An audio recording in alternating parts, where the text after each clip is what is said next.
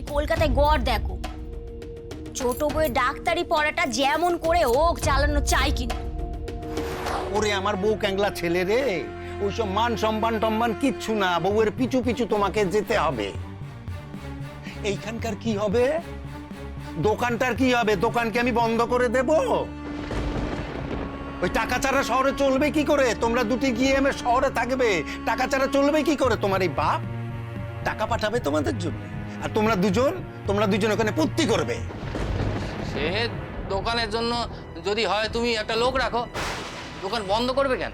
ওরে হতচ্ছাড়া, ক টাকা আসে ওই দোকান থেকে যে তার মধ্যে থেকে খরচা করে দোকানে আরেকটা লোক রাখবো?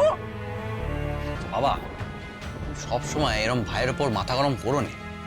ও একটা কথা ভেবেছে সেটা শোনো, ওর দিকটা বোঝার চেষ্টা করো। আর ছোট বউয়ের পড়া বন্ধ করো মানে তো তোমাদের নিজেদের পায়ে কুড়ুল মারা হবে।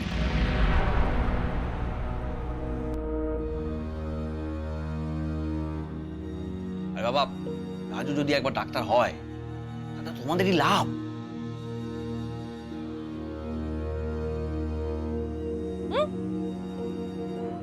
আমি তো লোকসান ছাড়া কিছুই দেখছি না বাপু। সে তো তুমি দূরেরটা দেখছো না তাই বুঝছো না।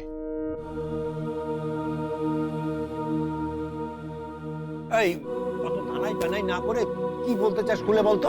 এই যে নয়ন ডাক্তার, এই নয়ন ডাক্তার এনে কতগুলো ভিজিট নেয় দেখেছো? ডিসপেন্সারিতে কতগুলো লোক দেখে কখনো দেখেছো? শোনো, এই তল্লাটে কোনো মেয়ে ডাক্তার নেই, প্রায় সব মেয়ে রাজুর কাছেই দেখাতে আসবে। আমি বলছি দেখো, রাজু 10-এর থেকেও বেশি রোজ কেনে।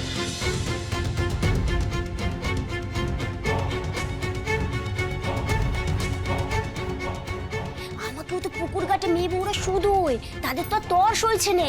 বলে কি যে ছোট বউ কতখানি ডাক্তার হলো। আমিও বলে দিয়েছি যে পাড়ার বলে কোনো কাতির নেই, হ্যাঁ ভিজিট দিয়ে তবেই দেখাতে দেব। মা ঠিক বলিনি? ভালো বলেছি না?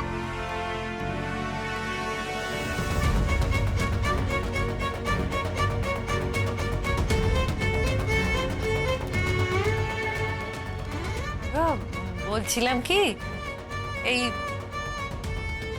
দিনে 10,000 করে হলে তাহলে ওই গোটা মাসে গিয়ে কত হবে? অনেক টাকা। ওই কত কত?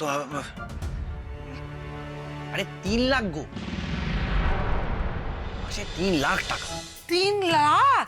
হ্যাঁ তবে আর বলছি কি বাবা, শোনো আমি একটা কাজ করি, নয়ন ডাক্তারকে একটা খবর দিই, উনি এসে লাজুকে দেখে দিয়ে যাক বড়। হ্যাঁ, হাজার হোক তোমাদের সোনার ডিম পাড়া হাঁস, এটাকে তো বাঁচিয়ে রাখতে হবে নাকি? ওর ভিজিট কিন্তু আমি দিতে পারবো না। সে নয় আমি দিয়ে দেবো, পরে রাজু যখন একবার ডাক্তার হবে ওর থেকে চেয়ে নেব। এসব হিসেব নিকেশের ব্যাপারে আমি কিন্তু খুব পাক্কা।